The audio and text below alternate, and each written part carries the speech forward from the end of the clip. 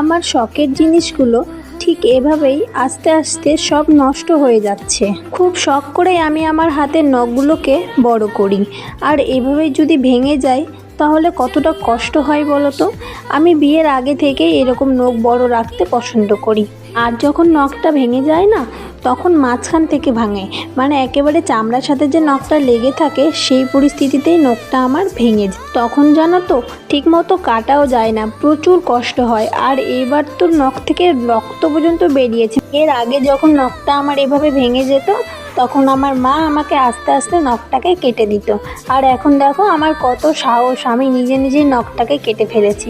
কিন্তু শুধু নখ কাটলেই তো হবে না, নখের সাথে যে চামড়াটা লেগে আছে সেই নখটাও তো কাটতে হবে। আর সেটা কাটার সময় আমার আঙুল থেকে রক্ত পর্যন্ত বেরিয়েছে।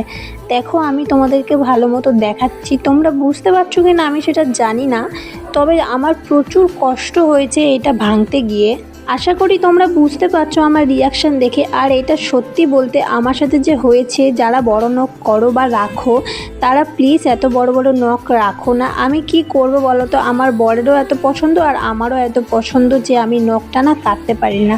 এই দেখো এই নখটা যে ভেঙে যাওয়ার পরে আঙুলের যা অবস্থা, এই নখটা না আমি এখনও ভাঙতে পারিনি, মানে প্রচুর ব্যথা করছিল আর প্রচুর কষ্ট পেয়েছি। তো তারপরে আমি আস্তে আস্তে ভাবলাম যে না, ভাঙতেই তো হবেই। তো আমি আস্তে আস্তে এখানে ভেঙে ফেলেছি, আর দেখো আমার নখ থেকে রক্ত পর্যন্ত বেরিয়ে গেছে।